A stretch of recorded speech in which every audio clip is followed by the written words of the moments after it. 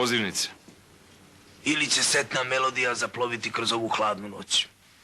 Pusti, ja ću. A ti ćeš... Izvukla si ciglu. Orao javi se, prijatno. Iz temelja ljubavi naše. Orao pao.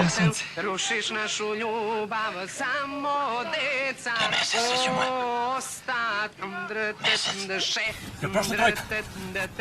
Armaturu čupaš iz temelja seće. Klone, bre, tu pušketinu. Ne brinite, puška je zakočena.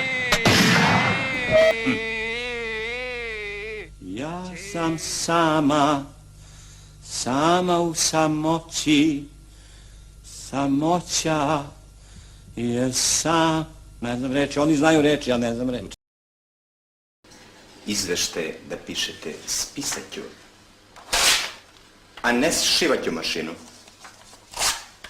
Iz tesne kože pobeći se ne može, kao što reče Šojić, ili to beše Pantić. Dobrodošli u još jednu epizodu, vaš filmadžija ovde kao domaćin, jel tako?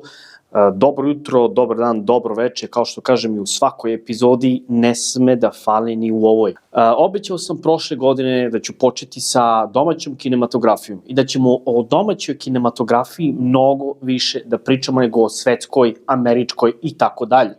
E pa hajde da počnemo sa jednim jako dobrim filmom iz 82. U pitanju je Tesna koža. Da, Tesna koža ima 4 dela.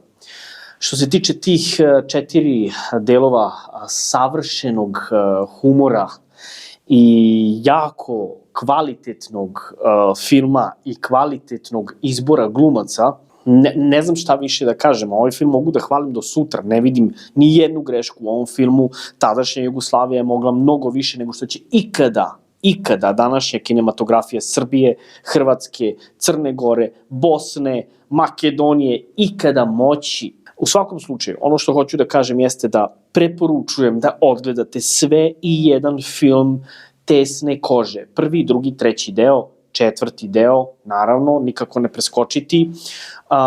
Vi mladi koji niste gledali ove filmove, poslušajte o čemu pričam. 82. je određen film, tako da glumci koji su vodili ovu glumačku ekipu, Nikola Simić, Milan Gutović, u vodećim ulogama u sva 4 dela, znači radnik i njegov šef, problemi koji su se tada mogli pronaći u tadašnjoj Jugoslaviji, korupcija koja nije smela da se desi, Pantić ili ti Nikola Simić koji je iskren i pošten čovek, ali upravo zato biva zgažen, omalovažavan i maltretiran i iskorišten, kao što je i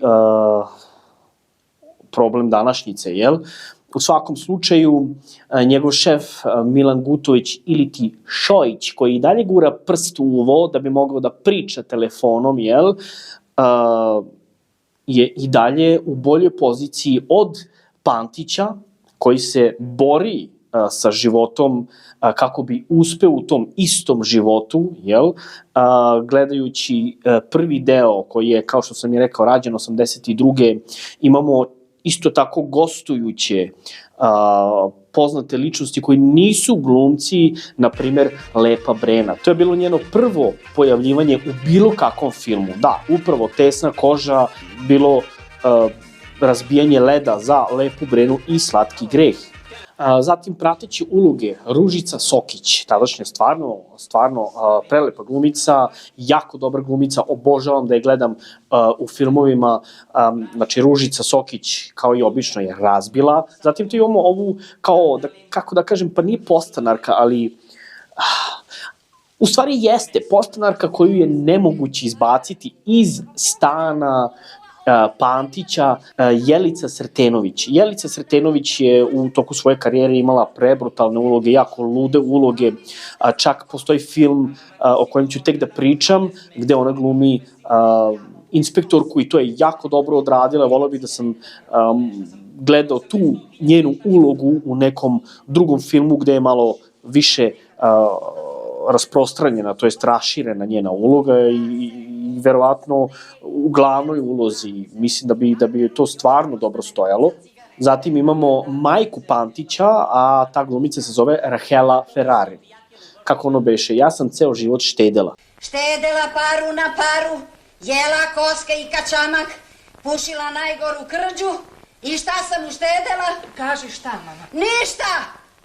Prvi deo, upoznajemo se sa likovima, ulazimo u tu celu priču odma, videći kako Pantić ne stiže na red za toalet u svojoj rođenoj kući, Da, naravno, kao i svaka tragikomična priča, on mora da padne na samo dno kako bi se uzdigao. Međutim, Pantić se nikada i ne uzdigne, ostane na tom dnu, ali nekako pliva na tom dnu, opet bori se i to vidimo u drugom delu. 5 godina posle je rađen drugi deo Tesne kože, 87. I u njemu imamo par ekstra glumaca koji su dodati ovoj već staroj glumačkoj ekipi koja je razbila prvi deo, a ova druga postava je jednostavno još poboljšala ceo taj film. U pitanju je Snežana Savić koja je glumila u Srećnim ljudima. Verovatno je se sećate iz serije Bolji život, ako se ne varam. Da, ona glumica koja ume i lepo da peva, a i lepo izgleda za to vreme. Zatim imamo hrvatskog glumca u ovom delu, Dino Dvornika, koji se pojavljuje nešto kraće, ali tu je, ugovara sa Šojićem neke poslove, upoznaje njegovu ženu. Zatim u ovom filmu imamo, i ne mogu da se setim da li je to njihovo prvo pojavljivanje na filmu, ali grupu verovatno znate, ako ne znate, ja vam obavezno preporučujem da se raspitate ko su oni i da poslušate njihove komične pesme. U pitanju su Rokeri s Moravu, Boris Bizetić and Co. Da, obavezno pogledati. U filmu je isto tako i Vojislav Brajović. Jao, Đole, jao, Đole. Biće s njega povuci Đole, a i malo mi ga potegni biće.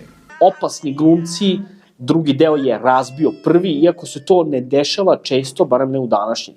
Zatim, shvatajući da je Tesna koža jedna jaka priča, polako prerasta u jednu dobru franšizu, moram da kažem, i dobija treći deo godinu dana posle.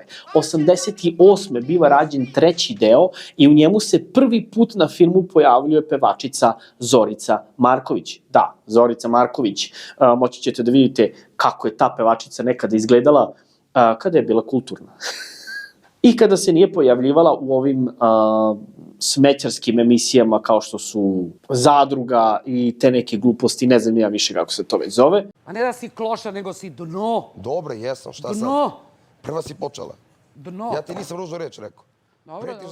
Zatim imamo u trećem delu Batu Živojinovića i Mitu Aleksića. Mita Aleksić zajedno sa Batom Živojinovićem se pridružuje onoj prvoj, glavnoj i najjačoj postavi iz prva dva dela, jer ta postava se nikada ne menja, oni su uvek tu, eventualno fali negde kako kad jedan glumac, ali se uvek negde u jednom trenutku filma pojavi, ako ne u tom delu, u sledećem je zagarantovano pojavljivanje. Treći deo je razbio, misleći da treći deo ima da bude dosta slabiji od prva dva dela, ne, tu vidite prebijanje Šojića i prebijanje Pantića više puta. Da, Bata Živojinović je mnogo puta izudarao Nikolu Simića. Da, Bata Živojinović je pretukao Duška Dugouška. Šta ćete sad, klinci? Ajde. A da, inače zaboravio sam da kažem, Nikola Simić je jedan od stvarno svestranih glumaca koji su M glumili u filmovima, M davali glas Dušku Dugoušku. Ne znate ko je Duško Dugouško? Preporučujem da pogledate ko je Duško Dugouško. Faca našeg vremena. U svakom slučaju, 88. je prošla odlično za Tesnu kožu 3, je to bilo nešto ogromno, veliki uspeh, prvi, drugi, treći deo i sva tri da budu prebrutalni i vele priznati u sve jednoj tada jugoslovenskoj zemlji kao jedno veliko dostignuće u kinematografiji, to je ne znam šta da kažem. Međutim, nije im bilo dosta i oni su odradili četvrti deo 91. godine. Da, tako je, četvrti deo 91. godine, stara glumačka postava je tu, ali s druge strane imamo novitete kao što je, na primer, pevačica i njeno prvo prikazivanje na velikom platnu Snežana Sneki Babić. Da, kao što se tada govorilo, najduže noge na estradi. Lepa žena, zgodna žena, jak glas, zdrav stas. Jugoslavija je tada imala mnogo lepih žena na svojoj sceni. Zatim imamo tu glumicu Oliveru Marković, koja je stvarno pobedila u svojoj ulozi. Naravno, žene su poboljšale ovaj film u svakom smislu mogućem, jel? 4. deo, pa tu vidimo kako Pantić konačno prestaje da bude mlađi referent, misleći da će da dobije mesto starijeg referenta, međutim, dobije otkaz. Neću puno da otkrivam, ali on se bori da dođe do tog mesta, međutim, prestaje uopšte da radi u svojoj firmi, jel, i počinje da radi kao špijun. Ali sa kim, kod koga u čijoj firmi? Mima Karadžić, u svojoj punoj snazi, kao jak lik, razumeš, izmaltretira Pantića, govori mu neke stvari kako i šta, ali odradi Pantić svoj posao špijuna i prvi zadatak gde konačno dobije šansu da Šojića stavi na svoje mesto. I on to uradi pred kraj filma. Međutim, opet nema sreće i Šojić ga opet pokušava vrteti oko malog prsta. Ali naravno, Pantić ko Pantić, jel, na kraju svakog dela Pantić pukne i vidjet ćete šta se kasnije desi, mada mi u osnovi ne vidimo šta se desi kada Pantić pukne, ali da, obično je to neko lomljenje i da, tako je. Ima i borilačkih veština. Vi mlađi, preporučujem vam ovaj film. Možete da ga gledate sa porodicom, sa prijateljima, sa devojkom, sami, verujte mi.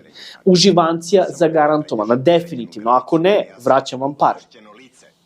Dobro, ne vraćam vam pare, ali možete da me pljujete po komentarima koliko god želite. Počeli smo 82. Završili smo 91. Ko zna u kojoj ćemo se godini ili godinama naći u sledećoj epizodi, kao što sam vam i obećao. A evo ga, tu smo. Krenuli smo sa domaćom kinematografijom i verujte mi da će odavde ići samo bolje i bolje. I hvala vam puno na lajkovima, bacite subscribe obavezno kako bi ovaj kanal i dalje rastao.